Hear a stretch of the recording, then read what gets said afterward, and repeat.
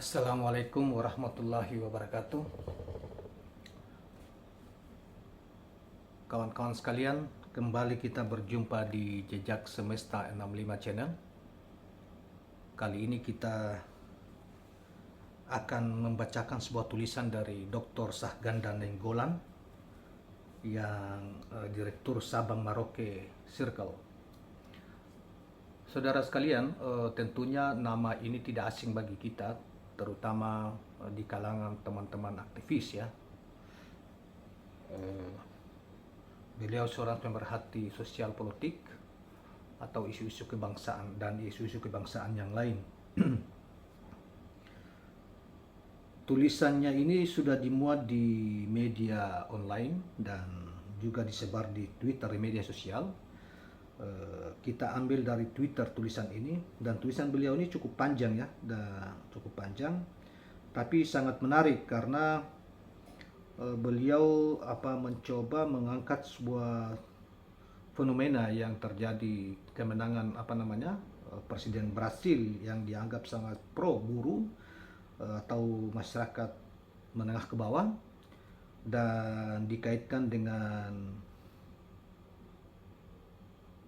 Anies Rashid Baswedan, mantan gubernur DKI Jakarta. Judul tulisan ini adalah Lula da Silva, pelajaran buat Anies Baswedan. Baiklah kawan, langsung kita bacakan tulisan Dr. Sahganda Nainggolan ini. Dunia hari ini digemparkan oleh kemenangan Lula da Silva, tokoh buruh, menjadi presiden ke-39 Brasilia, negara Brasil ya. Kemarin berarti tanggal berapa kemarin itu? Tanggal 31 ya, kemarin 31 Oktober 2022. Lula memang sudah pernah menjadi presiden sebelumnya selama 2 periode.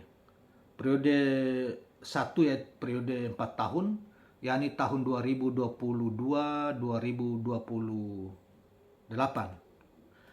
Pada tahun 2019, Da Silva gagal mencalonkan diri karena konspirasi politik.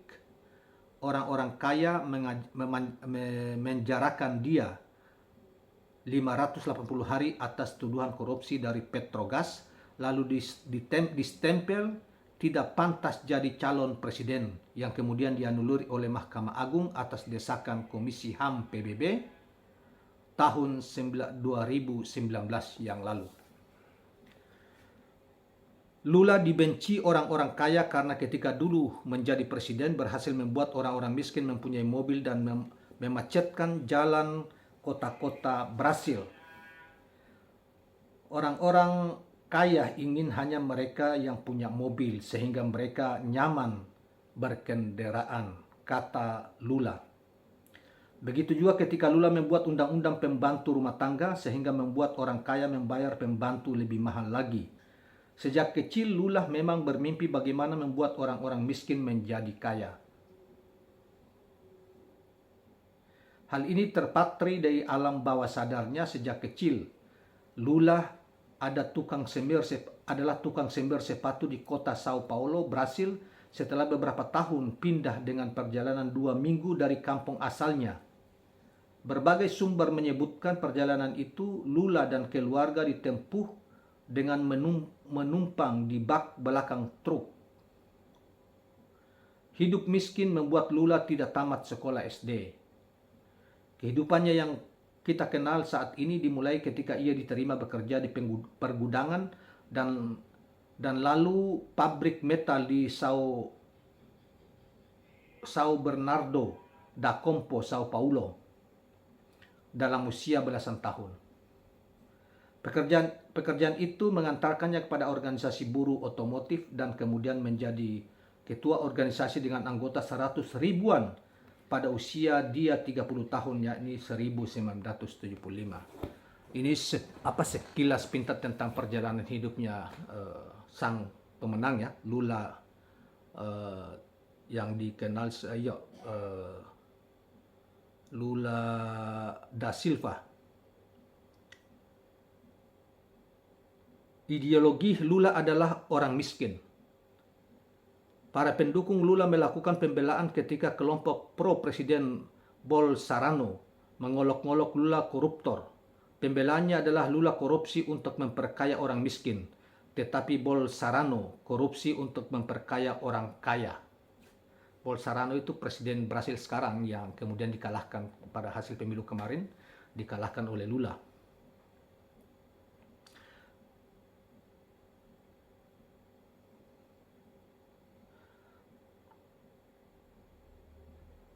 Reuters dalam Facts Box Brasil under Lula, the working class president, 10 Mei 2009 menyebutkan 19 juta orang keluar dari kemiskinan akibat pertumbuhan ekonomi yang baik dan kebijakan transfer kepada orang miskin.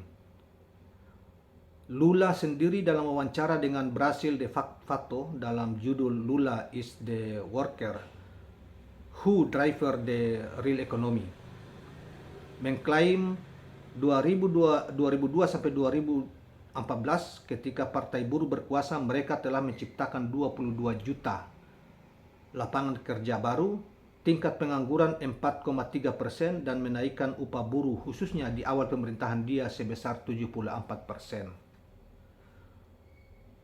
Merujuk pada pikiran Jeffrey Sachs dalam The End of Poverty yang menyarankan kebijakan pengentasan kemiskinan dua track, yaitu melalui kebijakan upah atau generating income dan juga subsidi langsung atau menurut Sachs, berilah ikan kepada orang miskin lalu berikan pancing setelah mereka kenyang. Telah diadopsi oleh Lula. Lula juga sejalan dengan landasan teoritis dari Profesor Kruger, penasihat ekonomi Obama yang mengatakan bahwa kenaikan upah mendahului produktivitas. Bukan sebaliknya, di mana Lula yakin ekonomi akan tumbuh jika stabilitas kerja formal dan upah tinggi tercapai, karena belanja buruh yang besar akan turut meningkatkan pertumbuhan ekonomi. Lula juga mengatakan bahwa kesuksesan dia adalah membuat relasi yang kuat antara kebijakannya dengan buruh dan bekerja berdasarkan hati, bukan kepentingan. Dalam Times 4 Mei 2022, Brazil most popular president returns from political exile with the promise of the save the nation. Dia mengatakan, I feel proud of have proven in the metal worker without a university diploma is more competent to govern this country than the elite of Brazil, he says, dan seterusnya. Tantangan Lula ke depan.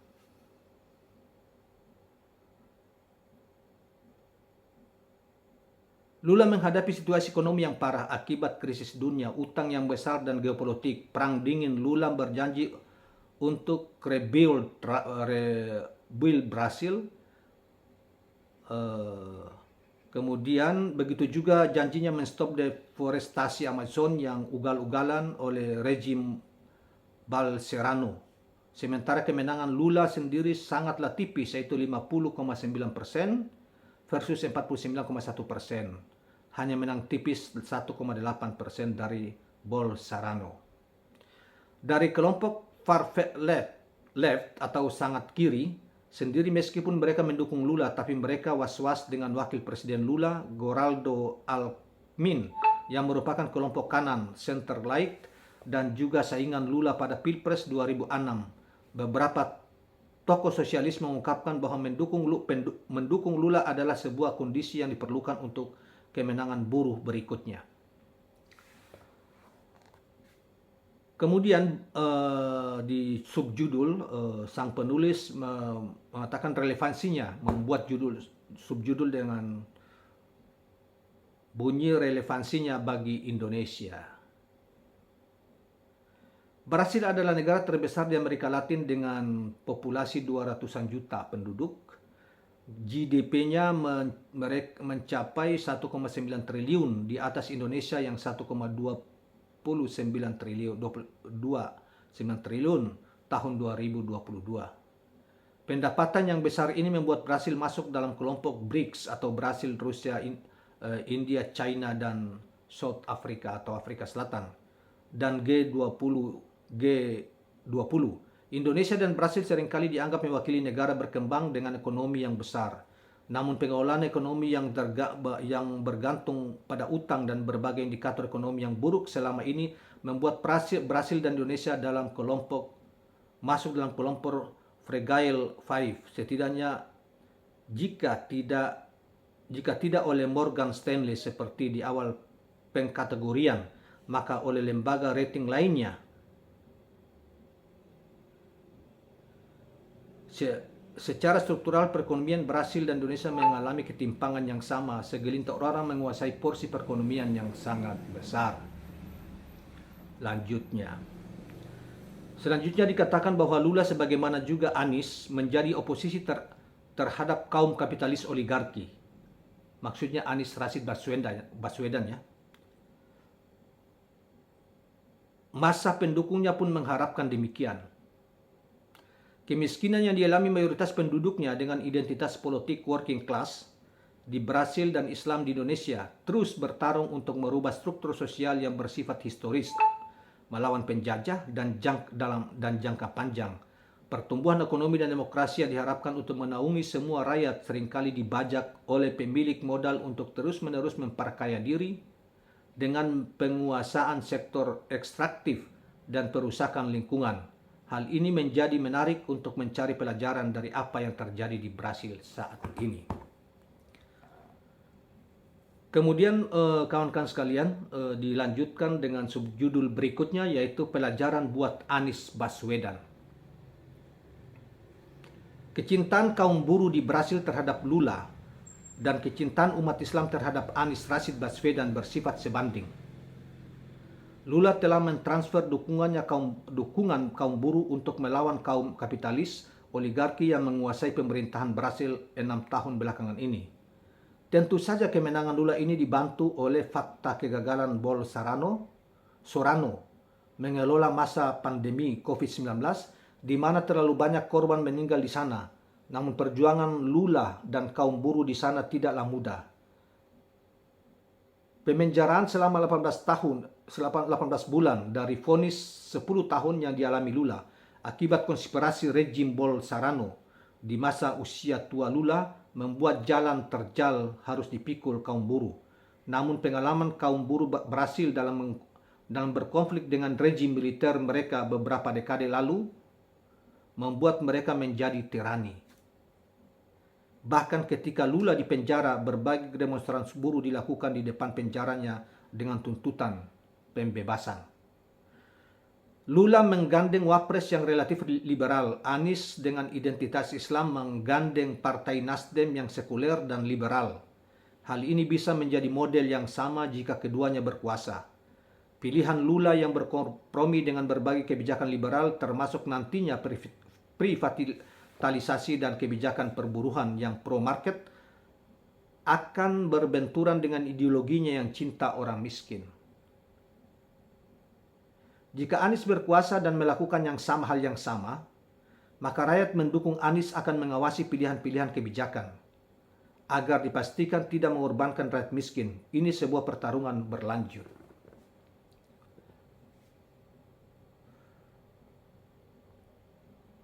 Sebuah kompromi seringkali dituntut oleh kondisi yang tidak ideal, seperti ekonomi yang sering krisis. Namun, satu hal yang pasti bahwa rakyat akan siap menderita jika derita yang sama dipikul oleh pemimpinnya. Rejim Indonesia saat ini terus-menerus memperkaya orang kaya, sama dengan Bolsonaro di Brasil. Disinilah mungkin Anies dan Lula da Silva bisa mempunyai kesamaan, menghentikan ketimpangan. Saat ini Lula sudah menang, tinggal menunggu Anies Baswedan. Anies harus belajar dari Lula. tidak berhutang budi pada oligarki dan hanya berhutang budi pada rakyat miskin yang mendukungnya saja. Demikianlah kawan-kawan sekalian tulisan dari Pak Dr. Sahganda Nainggolan ya,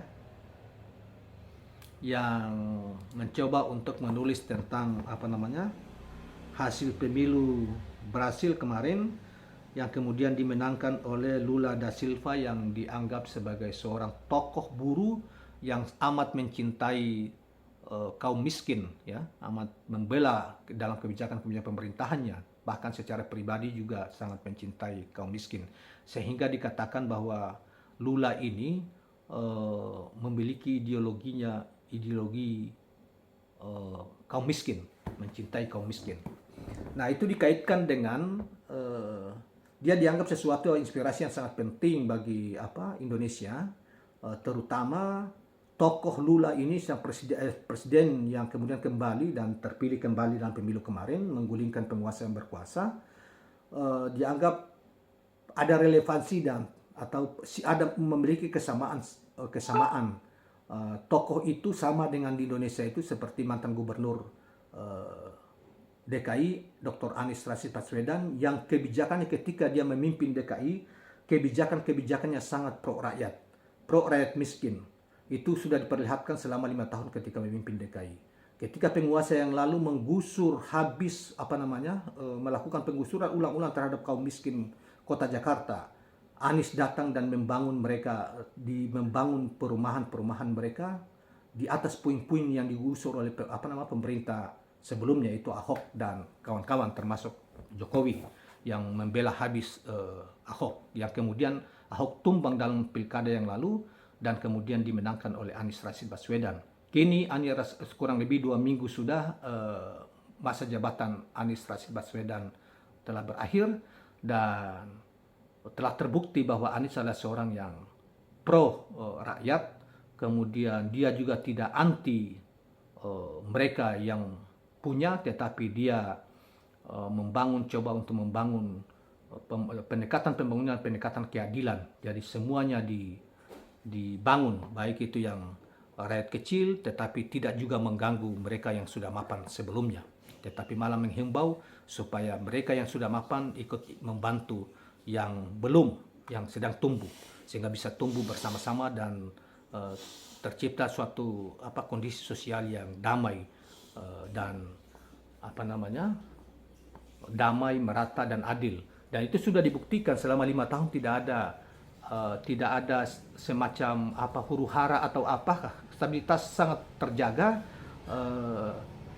stabilitas politik dan sosial sangat terjaga di DKI selama kepemimpinan Anies Rashid Baswedan.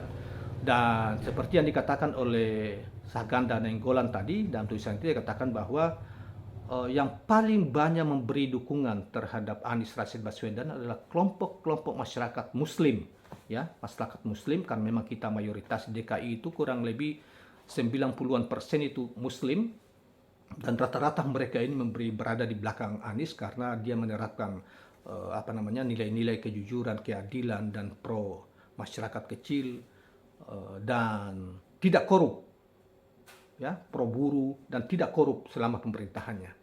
Walaupun seperti dialami oleh Da Silva, walaupun Da Silva sempat masuk penjara kemudian keluar dibebaskan karena tekanan publik dan kemudian memenangkan pertarungan Pilpres, Anies walaupun belum sempat ke situ tapi dibayang-bayangi, dicoba untuk dihalangi sedemikian rupa, terutama untuk menuju RI 1 yang kita tahu semua bahwa Nasdem telah mencalonkan Anies sebagai salah satu capres di pemilu 2024 yang akan datang. Mudah-mudahan saudara sekalian, Indonesia, negara kita di masa akan datang dengan kepemimpinan baru, tidak secara jor-joran ya mengimpor tenaga kerja dari luar dan memberi karpet merah bagi investor-investor terutama dari Tiongkok dan memberi kebebasan pajak sampai puluhan tahun kepada mereka atas nama investasi. Ya, inilah yang kemudian banyak dikritik oleh berbagai kalangan terhadap kebijakan Presiden Jokowi, dan dianggap Pak Jokowi sebagai presiden yang paling banyak berdusta selama memimpin. itu juga disuarakan oleh banyak pihak, terutama juga kalangan adik-adik mahasiswa di berbagai kesempatan terutama mereka ketika mereka berdemonstrasi. Janji-janji yang telah diucapkan tidak banyak yang tidak ditepati, diingkari, dan kata-katanya mengandung banyak unsur dusta.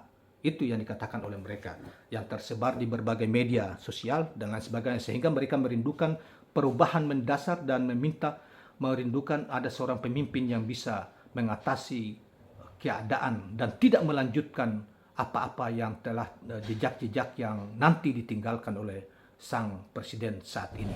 Terima kasih. Kawan-kawan sekalian, jangan lupa sebelum kita akhiri, jangan lupa subscribe, like, dan share channel ini. Assalamualaikum warahmatullahi wabarakatuh.